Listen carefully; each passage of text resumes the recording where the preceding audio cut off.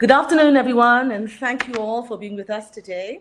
My name is Lim Wei Ling, and I'm the president of Badan Warisan Malaysia, and your moderator for this afternoon. This is Badan Warisan Malaysia's first webinar, and we are overwhelmed by the response we have received from all of you. Over the coming months, Badan Warisan will have an exciting and interesting program of webinars, which I hope you will continue to follow and attend. Our speakers are selected and invited for their expertise in their respective fields of interest and join our top program to share their passion for heritage and the experiences they have gained through being involved in heritage programs or restoration and conservation projects over the years. Having taken over the reins of Badan Warisan with a new set of committed and passionate council members in January of this year, we are striving to breathe fresh ideas and a new culture of inclusivity and transparency into Badan Warisan Malaysia. We hope to encourage new members to join Badan Warisan and for the younger generation to be more actively involved in preserving and respecting the heritage of Malaysia through outreach programs such as these. I was fortunate to listen to our speaker, architect Laurence Loh, speak passionately about the Stadium Merdeka project a few months ago. And I was deeply moved by the combined efforts that went into restoring this grand dame of Malaysian architecture, a symbol of our nation's independence. I think we can all agree that there is a great sense of pride when we think of Stadium Merdeka and all that it stands for. If you speak to any Malaysian, everyone has a story about Merdeka Stadium, from the notable fried chicken that used to be able to get there, to attending football games or concerts, to people remembering that morning on the 31st of August 1957, when as children they were taken to the stadium by their parents to witness and to be part of that historical day. There are strong emotional connections for each of us as Malaysians towards the significance of what August 31st, 1957 stands for. For me, although I wasn't around at that time, the blurred flickering black and white footage of that momentous day with Tunku Abdul Rahman shouting, "Merdeka, Merdeka, Merdeka," surely is what comes to mind when I think what Merdeka stands for. Our speaker today, Professor Architect Laurence Loh, needs no introduction. He is most well known for his high-profile conservation projects, which started with the restoration of the Chong Fat Si Mansion, which won the most excellent project under the UNESCO Asia Pacific Heritage Awards for Culture, Heritage Conservation in the year 2000. Amongst other significant projects that he has worked on from a restorative perspective are the OCBC Bank in Penang on Beach Street, which consists of 3 adjoining commercial buildings built from 1885 to 1930, as well as the Suffolk House project in Penang, and of course, restoration of both the National and Merdeka stadiums. He is a graduate of the AA School of Architecture and returned to Penang, Malaysia in 1974 to begin his architectural career. Our speaker has been actively involved in heritage and was a council member of Badan Warisan between the years 1996 to 2000, and was also a past president of Badan Warisan Malaysia from 2014 to 2016. I hope you will each be enlightened and inspired by Laurence's talk today on the snippets of interesting facts that revolve around how the stadium came to be, as well as the twists and turns of fate that finally led to how Stadium Merdeka was finally preserved and gazetted for Malaysians, by Malaysians. At the end of the talk this afternoon, there will be a survey, which I hope you will partake in, to share with us what you might be interested in learning more about. Before we start our session today, let me share a few basic housekeeping rules with you. The format of today's presentation will be in slide format, followed by a Q&A session. Please feel welcome to submit your questions to our speaker through the chat box, and we will try our level best to answer them at the end of the presentation, time permitting. Even if you don't have any questions, please join the conversation and tell us where you're dialing in from. Before I go on, if you experience connection problems, please click the reconnect button on the top of the page, or refresh your browser and you'll be brought back into the room. Over to you. So a very big thank you to Laurence for agreeing to be our speaker today, and many thanks to Think City Institute for helping us to facilitate today's talk, the first of many to follow. Over to you, Laurence. Thank you. Thank you. Thanks, Wei Ling. I'm very honored to have you as my moderator, and I'm indeed grateful to Think City Institute for hosting this webinar. A very good afternoon to members of Badan Warisan Malaysia, colleagues and friends from both home and abroad. Let me declare that this is not a lecture on conservation practice and techniques, but one for me to place on record my personal worldview of Stadium Merdeka, and to share with you the inside story, which contains unspoken thoughts, anecdotal conversations, and lasting impressions that still linger on despite the passing of time. It's a place where culture meets memory and history. A few unforgettable personalities, both dead and alive, are key characters in my architectural narrative, and I will introduce them shortly. They have been instrumental in giving meaning to my personal Merdeka story and my conservation journey that has been central to my career. The first historical personality is Stanley Edward Jukes, 1913 to 2011. He was responsible for the image on screen, a hand-drawn perspective of the stadium completed in 1957. He designed it and Stadium Negara, the first major indoor stadium in Asia, completed in 1962. An American architect and engineer, he was the Director of Public Works Department, or JKR as it's known today, from 1959 until 1962. A genius at work, his innovations and creative details inspired many of the early generations of local architects, including me. This is an aerial photograph of the site taken soon after Stadium Negara was completed. It appears in the top center of the slide. If you compare the first and second slides, you have to admire Stanley's drawing skills. He personally drew the perspective in the days before the advent of computers. His accuracy is uncanny. It's unheard of nowadays, and of all this whilst performing his normal daily duties. His engineering achievements for the largest outdoor stadium in Asia at the time of its conception include the invention of 3 innovations. 1, a prefabricated interlocking, reinforced concrete seating system for the terraces. 2, one of the longest cantilevered concrete shell roofs for the grandstand. And 3, the tallest pre-stressed structures in the world at that time, with 140-foot tall floodlight towers. These photographs are my favorite before and after scenes of the project. They represent 2 ends of a timeline spanning 50 years. The black and white was taken in 1957.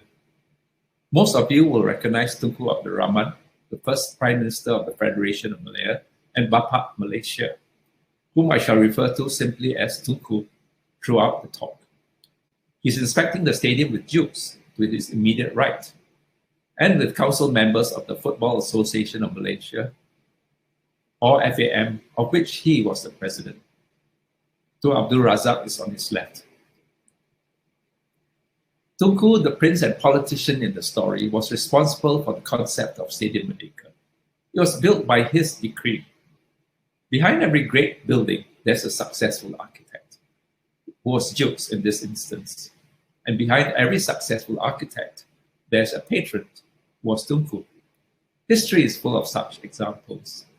In the second image taken in 2007, I'm on the right of Tun Datuk Dr. Ahmad Sarji, or Tun Sarji for short, then President of Badan Warisan Malaysia and Chairman of Permodalan Nasional Berhad, or PNB, one of Malaysia's largest fund management companies. And most importantly, the savior of the stadium. We were reenacting the patron architect roles 50 years later. I have a mental image of 2 simultaneous dialogues taking place between Tunku and Sarji, and Jukes and myself, the past speaking with the present. The second dialogue helps me to get into the head of Dukes, to understand how to restore the stadium by figuring what his design intentions were. In the light of the hardships, political challenges, and corruption of values that we normal folk are forced to tolerate in our lives today, it is timely that Badan Warisan Malaysia offers this public presentation about a national physical legacy. One, to remind us of our historical high points and achievements as a nation. Two, of the moral foundations on which our nation was built. And three, to share a narrative about our road to independence and nationhood, and how, against all odds, we managed to recover the spirit of place of Malaysia's most significant heritage icon. The COVID-19 pandemic has masked the ramifications of the financial crisis, which is playing out before our very eyes. But Malaysians are a resilient lot, as resilient as we have been in the last 4 recessions that I've experienced in my working life. I believe we will survive. Ironically, Stadium Merdeka survived also because of recession, which followed from the 1997 Asian financial crisis. Back in April 1993, Dr. Anwar Musa, Minister of Youth and Sports, announced that the 2 stadia were to be demolished. Kita tidak boleh terikat dengan sentimen. Ini soalan ringgit dan sen. The UEM Renong Group had been given the mandate by the cabinet to do what we will with the land in exchange for building the indoor and outdoor stadia and hostels for the 1998 Commonwealth Games. To a large extent, Anwar was right. The sentiment then was that heritage conservation was only an elitist indulgence of the intelligentsia, from Dr. Mahathir all the way down the food chain to the man in the street. There was no conservation consciousness to speak of at all. I know this for a fact because at that time I was restoring the Chong Fasi mansion, and most observers couldn't see the purpose of it. They thought I had embarked on a fool's mission. In the book, The Merdeka Interviews, written by Lai Chi Kian and Ang Chi Tiong, Hisham Al-Bakri, a past president and gold medalist of PAN, and the architect appointed by the UAM Renong Group, is quoted as having said, "The stadium itself, as you know, is not architecturally interesting. There is nothing to be preserved, really. This is not an architectural heritage. This is historical heritage. So you preserve the spot on where it happened, not the building." Sounds familiar, doesn't it? This opinion would have counted at that time. Ladies and gentlemen, this is where I take up the slack and share insights to answer the first question I posted. What went on behind the scenes to set the stage for one of Malaysia's most important conservation projects undertaken to date? The first intimation we got of the salvation of Stadium Merdeka came after a Badan Warisan Exco meeting in 2000. Tun Sarji, in his usual cool and enigmatic, whispers to us, making it sound like a conspiracy. "I have something to tell you. I bought Stadium Merdeka and Stadium Negara from Darna Hatta. And for the first time, I didn't ask the Prime Minister for his permission. Darna Hatta, a debt restructuring committee set up by the government to take over all the non-performing corporate loans caused by the Asian financial crisis, officially transferred the asset to PNB in the year 2001. The next installment of the story came at the following Badan Warisan Exco meeting, when Sarji said, "At our last PNB's trustees meeting, I told the Prime Minister that I had bought the stadium site." What was his reaction? We all asked in unison. There was very little reaction from him, other than a raised eyebrow and a simple "okay." So we take it that he didn't see it as an act of defiance. Well, Tun Saji, who was the Chief Secretary of the government in 1993, recalls that he was the only person at the cabinet meeting who protested against the decision to redevelop the site. He was utterly devastated by the decision. I suspect he must have felt it was an act of travesty against the memory of Tunku and a sacrilege to sacrifice a site of such prime cultural significance. Few knew that he was a great fan of Tunku and that he conscientiously collected artifacts related to him. His quote-unquote relationship with Tunku went all the way back to his school days. As a consolation, he was given the mandate to create and curate the Tunku Abdul Rahman Putra Memorial on Jalan Hussein On in KL in 1994. Tun Sarji dared to go where others feared the threat. He signed a check of 200 million for the site, mainly to save the two precious stadia, and was ready to accept the consequences if he had read the situation wrongly. He inspired me to call him Malaysia's patriot #1, loyal to king and country, with principles reflected in the Proclamation of Independence.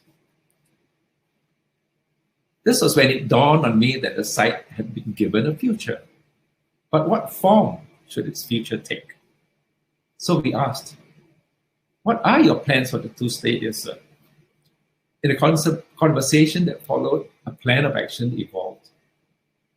We suggested that PNB should, 1, gazette the two stadia as monuments under the Antiquities Act 1976 to prevent any possibility of demolition in the future. 2, prepare a conservation management plan for the whole site and restore the two stadia back to the period of their highest significance, starting with Stadium Merdeka, targeting completion in time for the 50th anniversary of independence. And 3, to bequeath the two stadia to a trust to be named the Merdeka Heritage Trust. All this happened over time. I recall that the mere idea of being given an opportunity to work on what I would call the conservation project of a lifetime was a dream come true. Thinking about the challenge started to evoke memories of trips to the stadium with my father as a young boy to watch the Merdeka tournament, the premier soccer tournament in Asia at the time. It was a brainchild of Tunku, a footballer himself in his younger days, to use the tournament to commemorate independence. With its unique aura, the Merdeka tournament not only managed to attract teams from the region, but also famous sites from Europe, Africa, and South America. This tournament took place annually from 1957 until 1988. It was a wonderful and exciting time for me because come August, I knew I would be watching great rivalries being played out between Malaysia, South Korea, and Japan. And I was privileged to have watched the games live because my father served in the Football Association of Malaya with Tunku. This slide is a photograph of the FAM Council at the entrance of the grandstand. My father is the last person on the left seated.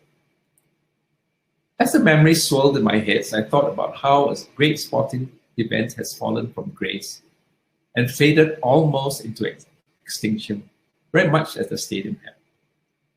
I feel sad that other generations have never experienced the feeling of unity and patriotism that people from all walks of life and races felt, sitting together, watching international football games for the first time in a new stadium. This spurred me to craft an opening line on the subject. Why did Tunku choose to dig a hole in the ground to commemorate independence, followed by launching an international football tournament, as opposed to building a high-rise edifice like the Petronas Twin Towers? But this was Tunku's dream for the new Malaya. The raison d'etre for the stadium, that sports is the greatest leveler. And he wanted to create a venue that could be used by people from all walks of life, located on the site with easy access, especially for the urban poor. We're talking about true equality for all. As a memorial to Merdeka, it remains a symbol of Malaysia's multicultural society, promoting cultural integration through sports, recreation, education, and nationhood. Self-glorification wasn't Tunku's style. For this reason, I've always respected and admired him as a leader. I hope the significance and implication is not lost on you. I know the significance was lost for many generations after Tunku's demise. I designed a simple questionnaire and tested it out on 100 school children of different age groups to prove to myself what I suspected. I needed proof that the Ministry of Education had got their priorities wrong. I asked 5 questions and received 100% negative response for all 5. Do you know what Stadium Merdeka is? No. Do you know where it's located? No. Do you know what the Proclamation of Independence is? No. Do you know how many languages it's written in? No. And do you know how many times Tunku shouted Merdeka on 31st August as he stood on the stage? Answer, no.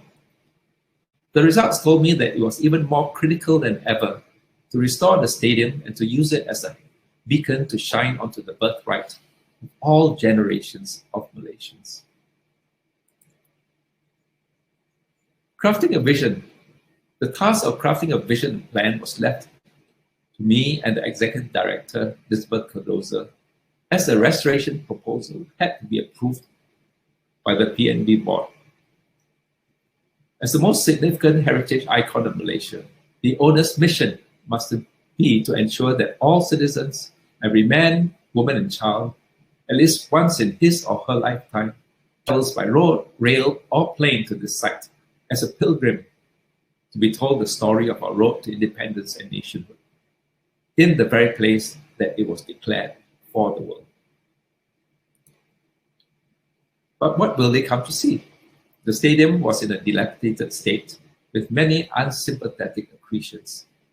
It has lost its popularity as a major sports venue, as it was known more as a concert venue. The first step was to draft an area conservation management plan, followed by a condition investigation survey of Stadium Merdeka and subsequently the production of building restoration plans. These were based on UNESCO Heritage Awards criteria, which I used to benchmark the conservation works as they proceeded on site. Simultaneously, an application for gazettement under the Antiquities Act was submitted to the relevant authorities and approved in 2005. The classifications of building were subsequently changed to National Heritage when the National Heritage Act was promulgated in the same year.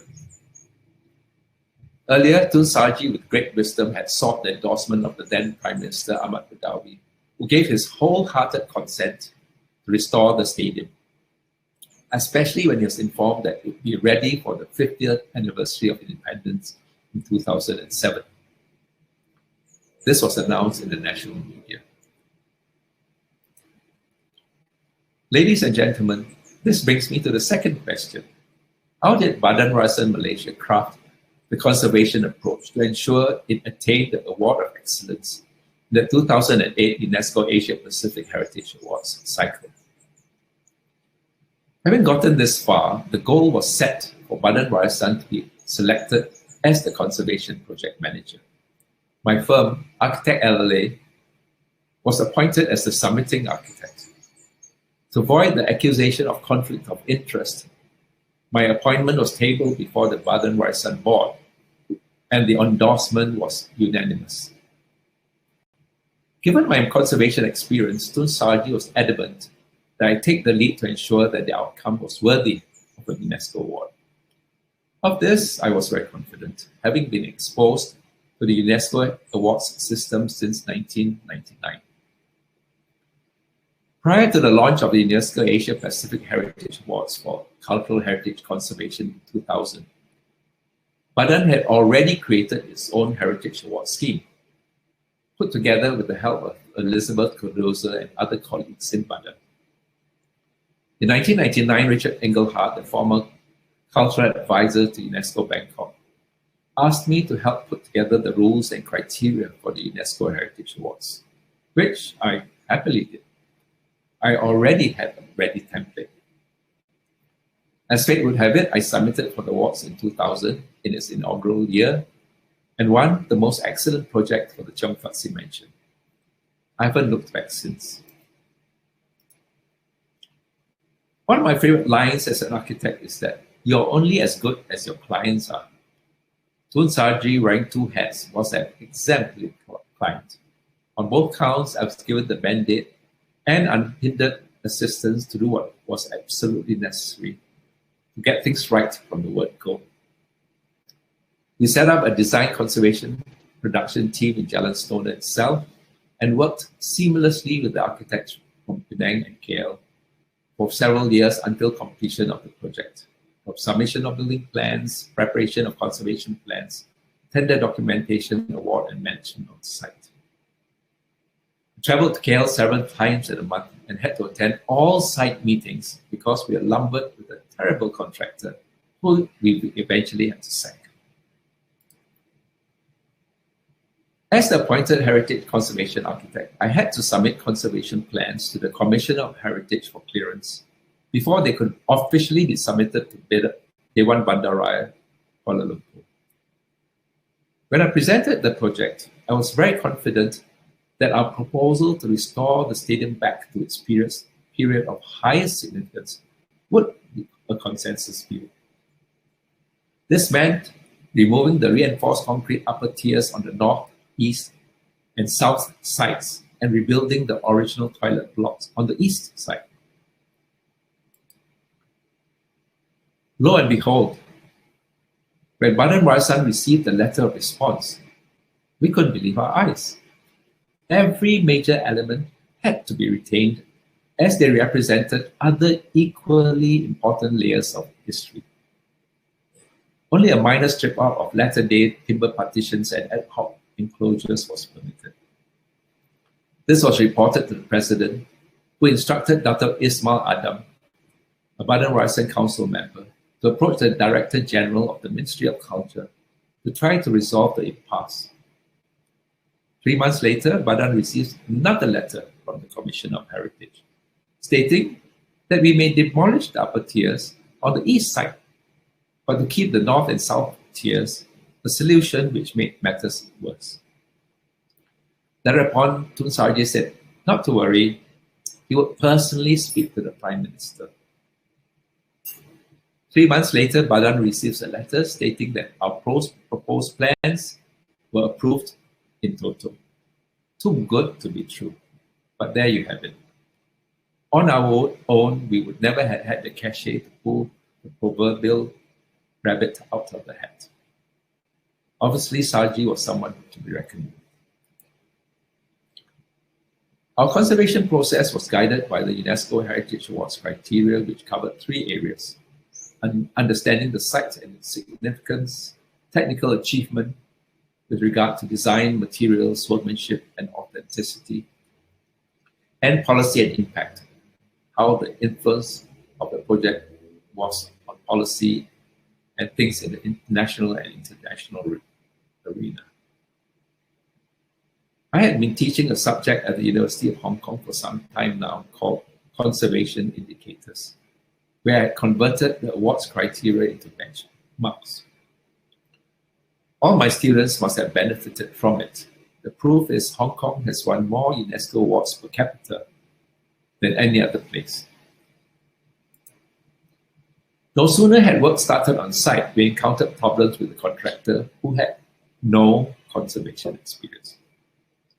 Luckily, I had anticipated this situation and imposed a penalty system not found in any PAM contract. $10,000 for each single incident of destruction of historical fabric. I put aside a sum of $140,000. Believe it or not, the whole sum was used up very quickly. I remember it was week 1. In order to get access to a position on the North Terrace, the contractor demolished a whole rubble wall.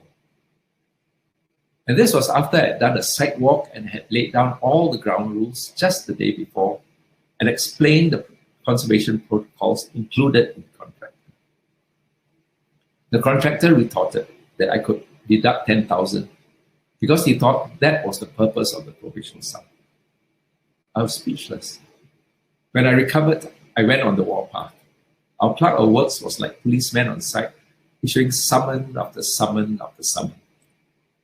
The word recalcitrant comes to mind because that was the in word then, having been used publicly to describe Dr. Mahathir. Equally frustrating was the caliber of the contractors, supposed project engineers. One incident sums it all up. I had asked for the quantity of mosaic tiles required for the main entrance lobby, as I needed to order replicas from it. Several site meetings later, I still didn't get the answer. So I said curtly, "What's your problem?" Believe it or not, the engineer's reply was, "I have to count the number of tiles, and it's taking me a long time because the tiles are very small." By the time I eventually got the answer and sent the order to the Indian, they replied they couldn't meet the order in time because it was the monsoon season and production had stopped. Such stories are endless, many worth a laugh on the call. The countless issues that continued to crop up were taken in our stride as part of the business of construction. Being the heritage crusaders that we were, we struggled on relentlessly, overcoming hurdle after hurdle.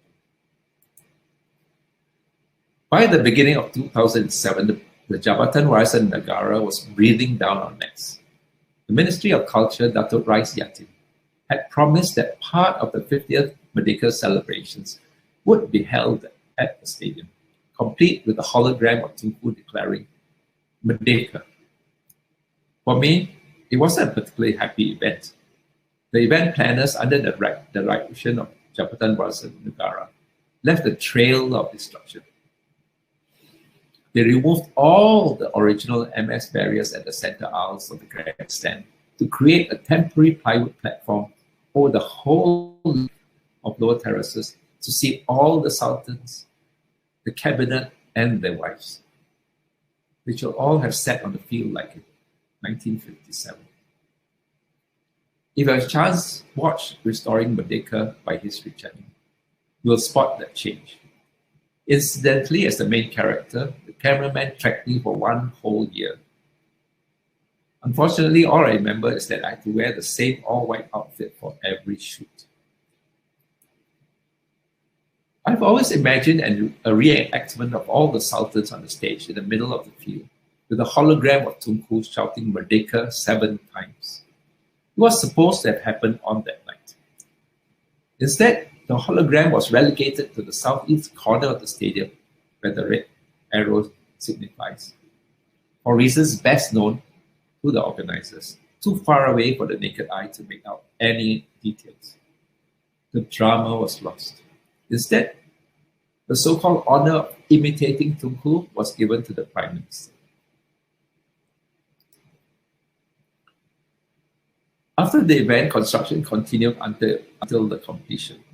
Meanwhile, the entry dossier for the 2008 UNESCO Heritage Awards was submitted to UNESCO Bangkok. When the results were announced, we learned that we had won the Award of Excellence.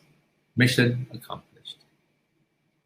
The citation reads, "The restoration of Stadium Merdeka, Kuala Lumpur, Malaysia, has saved a national heritage building and recovered a nation's collective memory.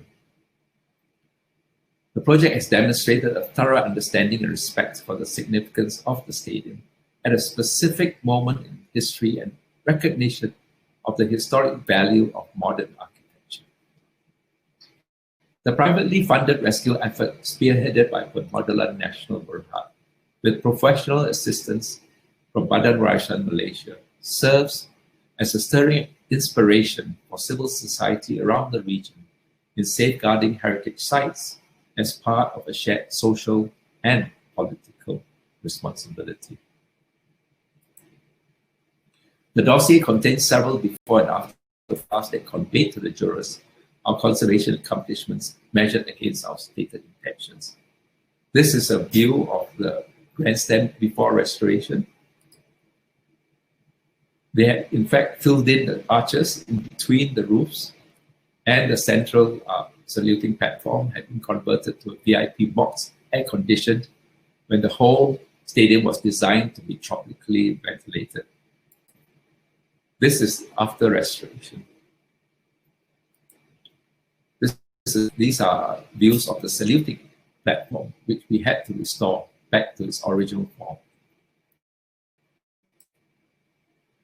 A view looking north, before and after. Looking at the north stand, they had built upper stairs to accommodate the Asian Games and put in a signboard. We took all of that down to return to the original form.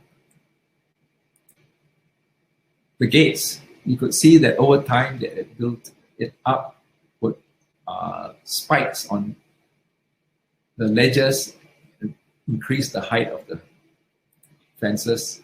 So we brought all those down again.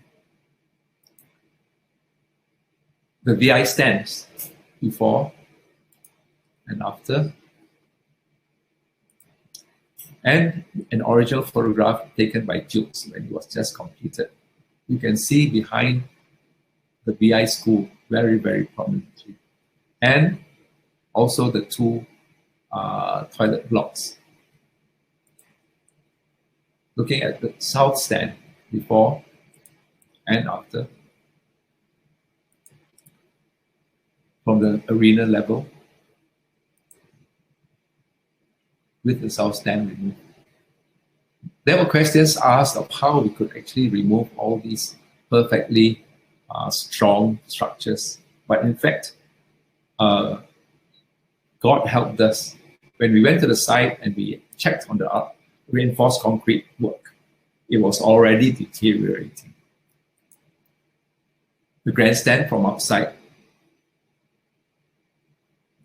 restored back to its original. You'll note that the awning was originally a striped awning and not blue.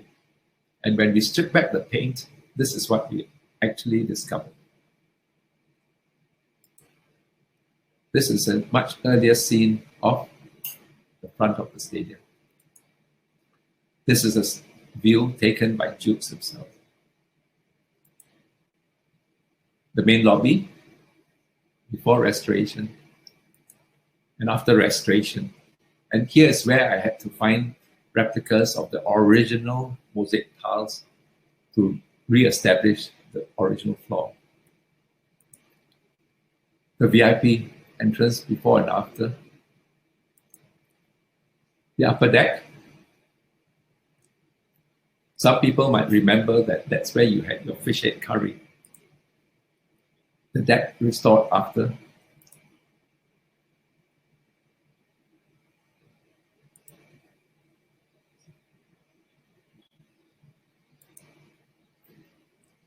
The tiers and the timber seating that was provided all around the stadium. We put all of that back. And we rebuilt the toilet blocks that were demolished in order to accommodate the upper tiers. This is a replica of the original signboard that was erected for the Merdeka Declaration of Independence. Can anybody guess how many states there were originally in Malaya?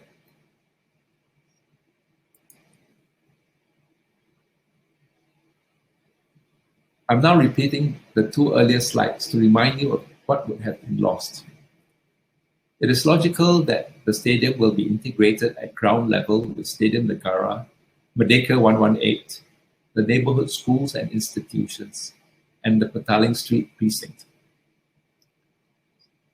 Merdeka Heritage Trust, the owners of the stadium, should step in and play a bigger role in promoting the national heritage status. The trustees owe a duty to the nation to raise its visibility and fulfill its mission. Younger generations have no memory of the 50s. They had not yet been born. The proud and heady times of the independence era is only a fact in local history books, which hardly comes alive in its reading. We would like to see a gigantic effort to tell the story to all Malaysians every day, every hour, over and over again until the place takes on a collective memory for everyone, young and old. It will be told in a well-produced interpretation within the stadium itself, a must-see for every visitor to Kuala Lumpur, a site of pilgrimage for all Malaysians to go to understand their modern origins, to discover their legacy, and to close the circle which had been broken by political and business decisions. The heritage vision will become a tool to educate, inspire, and foster a sense of pride in our nation, to anchor new generations a concept that they have never been given the chance to understand and internalize in their growing years.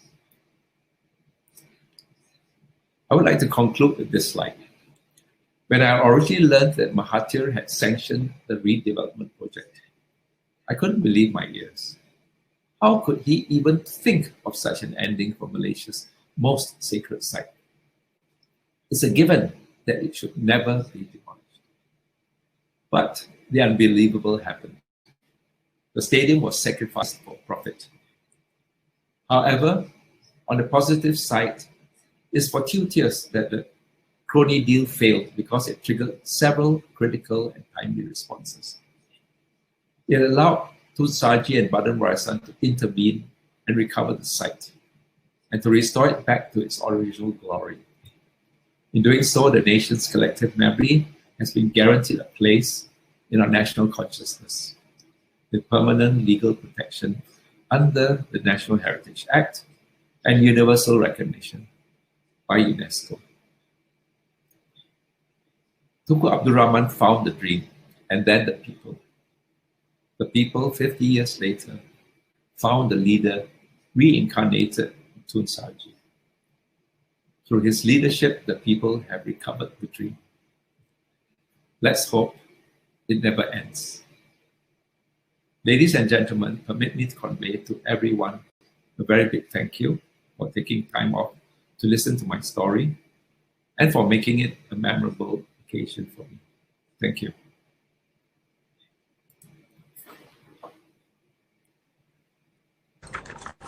Thank you so much, Laurence, for sharing such a personal experience of Stadium Merdeka and the challenges and the anecdotes and all of the things that have led to the preservation of a heritage building. Now, we're going to have the Q&A session. We've received a few questions from you. I'm going to start now by posing the questions to Laurence. Laurence, are you there? Can you hear me? Yes, I can hear you. Okay, perfect, Laurence. Okay, lovely to have you back.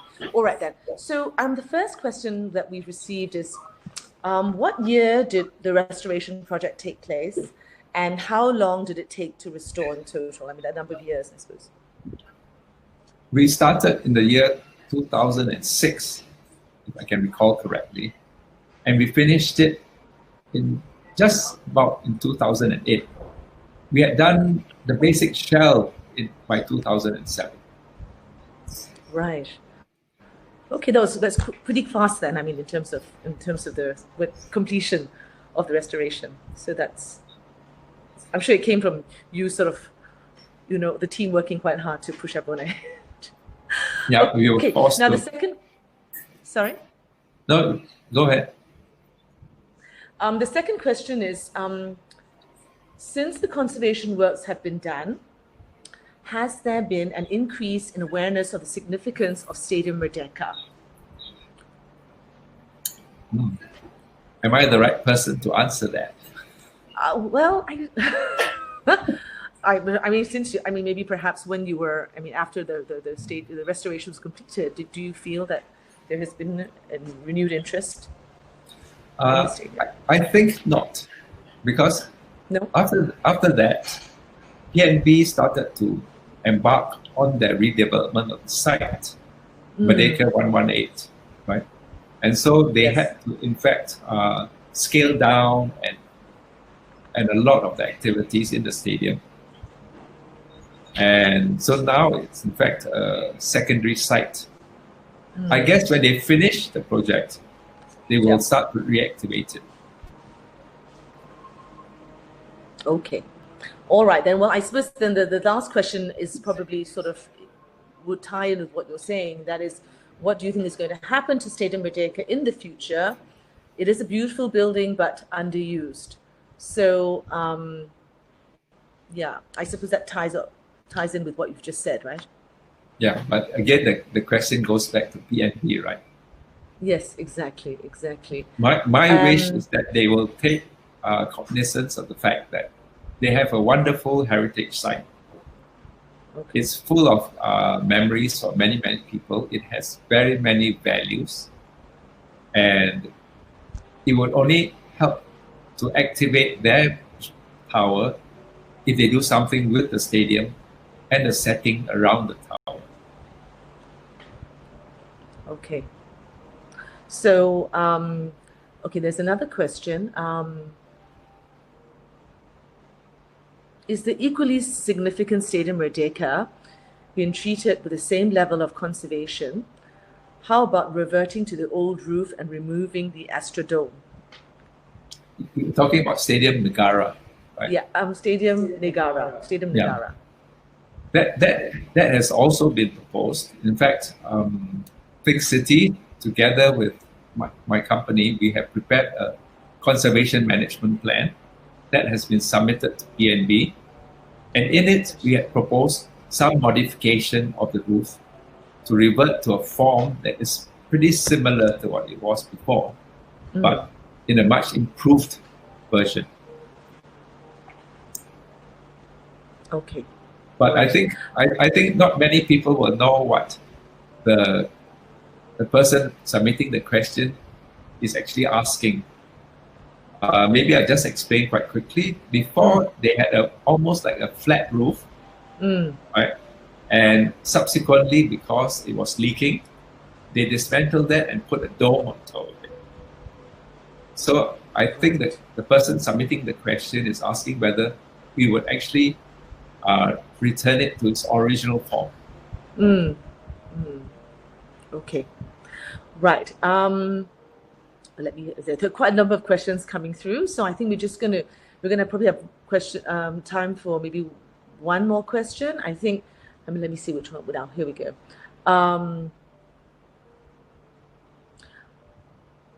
Did the restoring of Stadium Merdeka, the Stadium Merdeka project, involve QS quantity surveyors? Were they involved in that?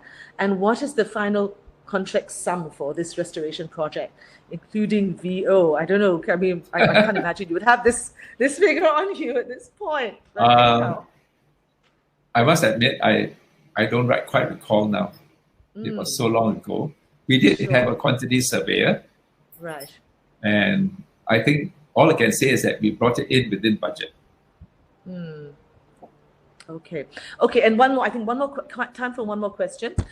I think a lot of people are wondering about this. What is the impact of the PNB Merdeka 118 building in relation to the heritage buildings around it? I'm assuming Chinatown, in that area.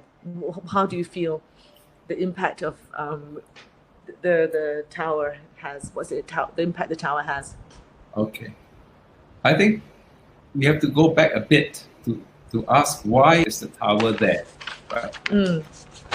Earlier in my talk, I mentioned that Tun Saji actually signed a check for 200 million, right? We know that his heart was in the right place. He wanted to save the two stadiums, but he had to make the equation work, right? His reasoning was he bought a beautiful piece of land with a lot of empty land around two stadiums. So somebody had to build something on it.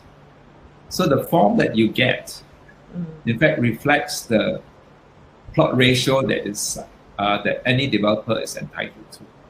It could have been 3 towers, it could have been 1 tower. To me, it's immaterial. It was something that had to happen. And I think the public should appreciate that. I think no boss of PNB could say, hey, I'm just going to spend 200 million and I'm just going to keep the site empty, you know. Yeah, of course. So now it's up to PNB to ensure that the tower, especially at ground level, actually blends seamlessly with the rest of the area.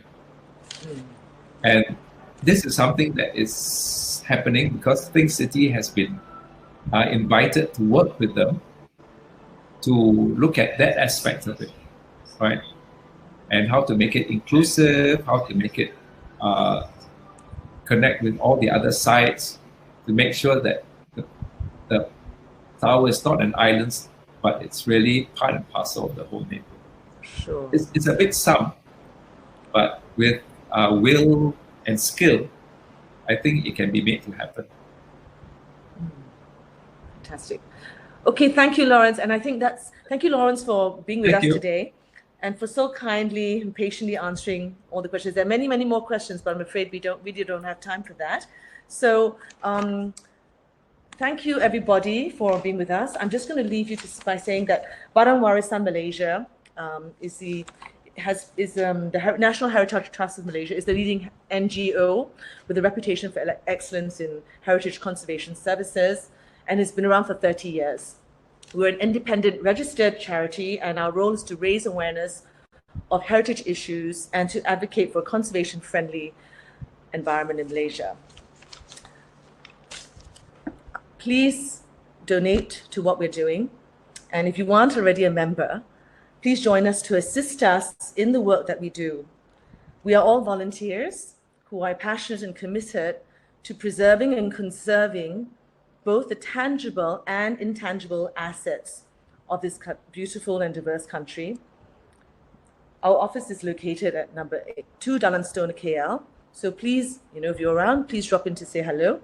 If you would like to volunteer in areas such as fundraising, research, conservation, heritage tours, community gardening, or architecture, we welcome you with open arms. We want Badan Warisan Malaysia to be as inclusive as possible. We are an organization for Malaysians. Also, please remember to fill in the survey so that we know how to improve our webinars.